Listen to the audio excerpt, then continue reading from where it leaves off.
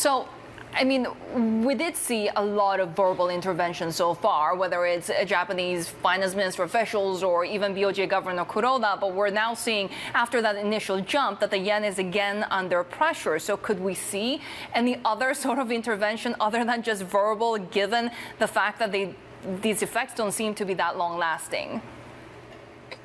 Yeah, well, that's the key question. I would say, first of all, Team Japan is now on message. The verbal warnings last week, the three-way meeting between the Finance Ministry, the FSA, and the BOJ probably came a day later than it should have done. It was on the Thursday, probably should have done it on the Wednesday. But since then, we've had ramped-up warnings. The language is much stronger. It's a clearer warning that Tokyo's taking this seriously. And then that was capped with the meeting between Kishida and Kuroda, the central bank governor, on the Friday. And, Kuroda spoke of the FX moves being undesirable, and a 2 to 3 yen move in dollar-yen pair was very sudden. These meetings between the central bank governor and the prime minister always fuel a bit of speculation about, did Kishida tell him to do something? Kuroda did try to dampen that kind of speculation by saying he had no particular request from the prime minister. There is a BOJ meeting next week, of course.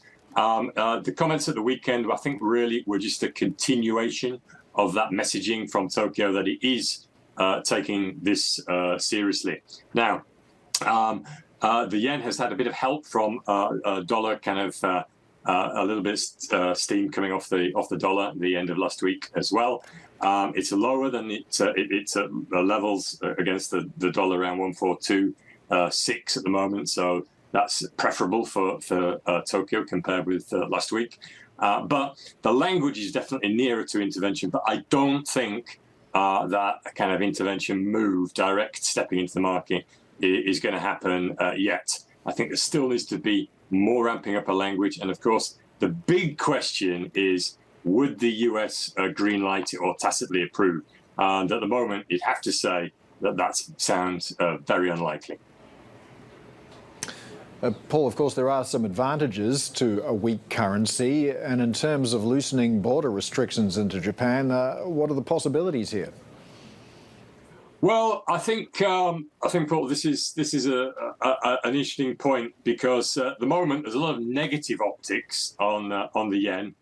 So Japan is kind of looking for something positive to throw onto this. Of course, big exporters do well when the yen is weaker, but for domestic companies and domestic-oriented industries, it's tough, it's pain.